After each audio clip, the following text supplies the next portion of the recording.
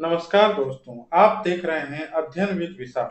आज हम लेकर आए हैं आधुनिक भारत का इतिहास सेट 9 एमसीक्यू डिस्कशन। ये सभी प्रश्न बीपीएससी, टीआरई, सीटेट, एसटेट और अन्य सभी प्रतियोगी परीक्षाओं के लिए बहुत महत्वपूर्ण है। तो चलिए बिना समय गंवाए शुरू करते हैं आज के प्रश्नों की श्रृंखला को। तो आज का पहला प्रश्न है, भारतीय राष्ट्रीय कांग्रेस के दूसरे अधिवेशन की अध्यक्षता किसने की? ऑप्शन नंबर ए में है Ganesh Agarkar, B number option Surendra Nath Banerjee, C Dada Bhai Naoroji और डी है फिरोज शाह मेहता। तो जैसा कि आप लोगों को पता होगा कि कांग्रेस का दूसरा अधिवेशन कब हुआ था? 1886 में। कहां पर? कलकत्ता में। कांग्रेस का दूसरा अधिवेशन जो हुआ था वह हुआ था 1886 कोलकाता। और इस अधिवेशन की अध्यक्षता जो की थी वो किए थे दादा भाई नौरोजी। तो इस प्रश्न का सही उत्तर हो जाएगा ऑप्शन नंबर सी, दादा भाई नौरोजी। किसका? कांग्रेस के दूसरे अधिवेशन की अध्यक्षता कौन? दादा भाई नौरोजी। कब? 1886। कहां? कोलकाता में। अब अगला प्रश्न है, महात्मा गांधी ने भारतीय राष्ट्रीय कांग्रेस के किस अधिवेशन की अध्यक्षता की थी? तो महात्मा गांधी ने जो है कांग्रेस के बेलगांव अधिवेशन, कहां पे? कांग्रेस के बेलगांव अधिवेशन, बेलगांव अधिवेशन की अध्यक्षता जो है वो महात्मा गांधी जी ने किया था। और वो बेलगांव अधिवेशन कब हुआ था? तो वर्ष 1924 ईस्वी में। कब? वर्ष 1924। तो इस प्रश्न का सही उत्तर हो जाएगा ऑप्शन नंबर बी, 1924।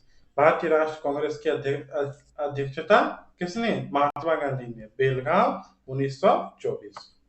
अगला प्रश्न है, 1922 में आयोजित भारतीय राष्ट्रीय कांग्रेस के गया अधिवेशन की अध्यक्ष कौन थे?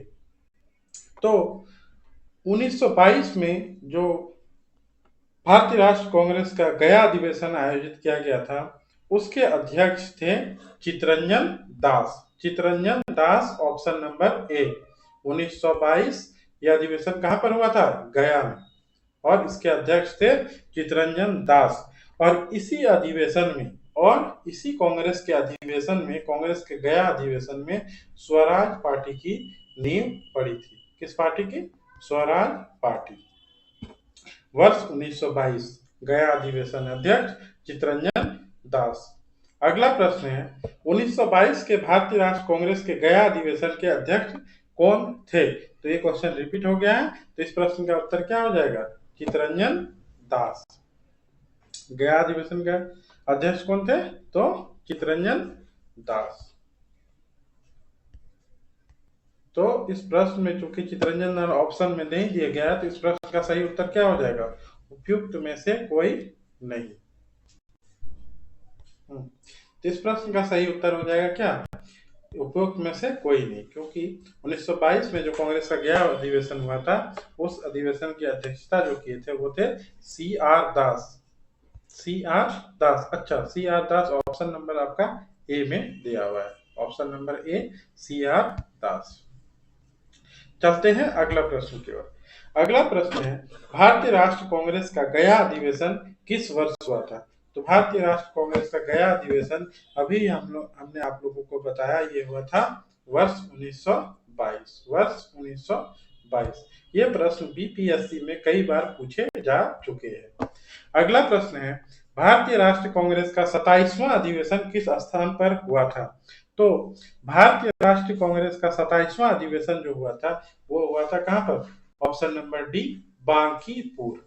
भारतीय राष्ट्रीय कांग्रेस का 27वां अधिवेशन बांकीपुर में हुआ था। ये बांकीपुर का है तो पटना में। अगला प्रश्न, मद्रास में रैयतवाड़ी पद्धति को किसने प्रारंभ किया था? तो मद्रास में जो रैयतवाड़ी पद्धति है उसको प्रारंभ करने वाले थे, उनका नाम था Thomas Munro. Option number B, Thomas Munro. कौन सी व्यवस्था? रैयतवाड़ी पद्धति। और इसको थॉमस मुनरो के द्वारा ही लागू किया गया था। अगला प्रश्न है, इनमें से कौन इंग्लैंड में भारत के अनाधिकारिक दूत बने? तो इंग्लैंड में भारत के अनाधिकारिक दूत जो थे वो बने, उनको कहा जाता है दादा भाई नौरोजी को। दादा Bhai Naoroji, option number B.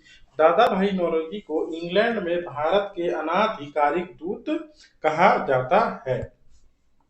चलते हैं नवा प्रश्न की ओर।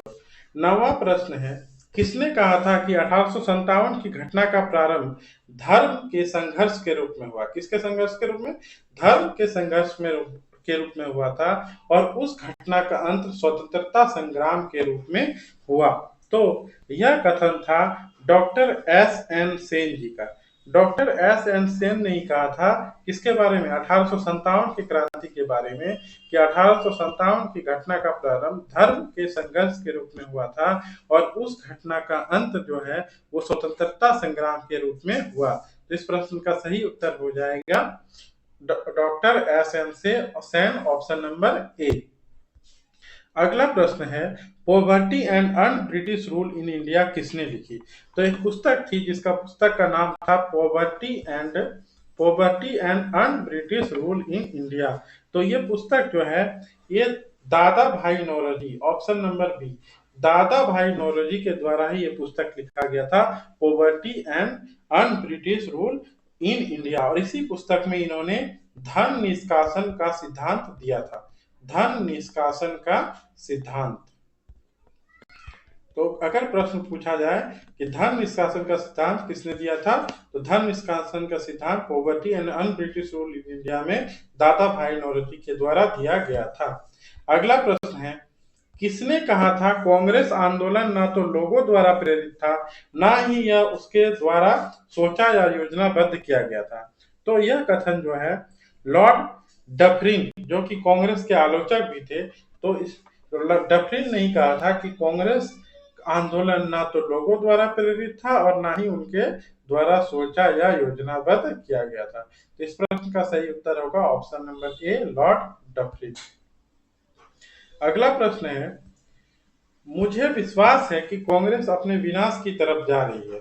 मुझे विश्वास है कि कांग्रेस अपने विनाश की तरफ जा रही है, और मेरी यह बड़ी इच्छा है कि भारत में रहते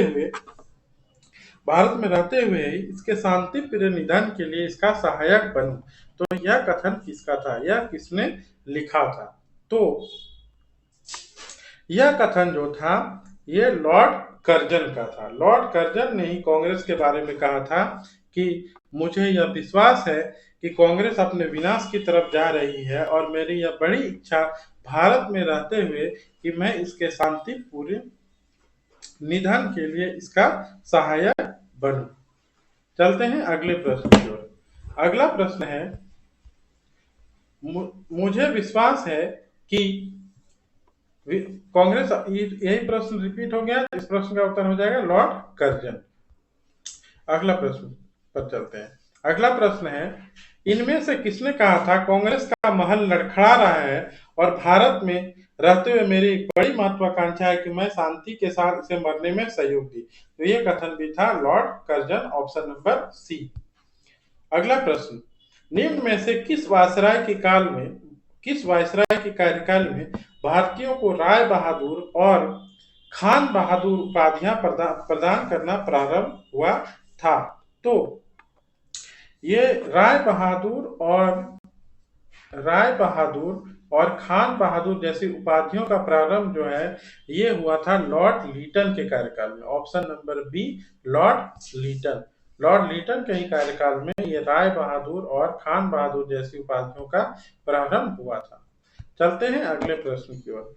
अगला प्रश्न है, अधिकतर नरमपंथी नेता थे। तो अधिकतर नरमपंथी नेता जो थे वो थे शहरी क्षेत्रों से। शहरी क्षेत्रों से ये लोग नरमपंथी नेता कहाँ के थे? शहरी क्षेत्रों से, ऑप्शन नंबर बी।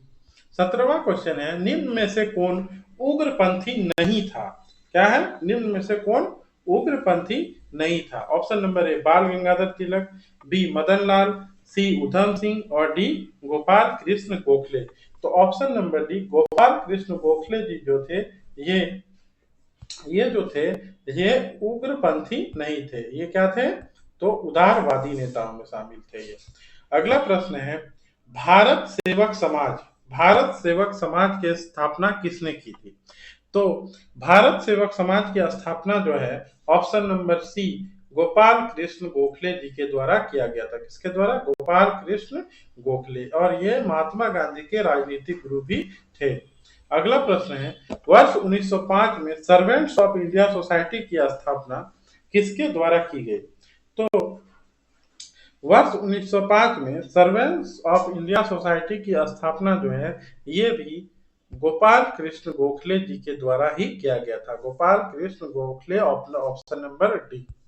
अगला प्रश्न है, रजनी पाम दत्त ने कहा वे साम्राज्यवाद से लड़ते भी थे और सहयोग भी करते। उन्होंने किस राजनीतिक गठबंधन के बारे में यह कहा?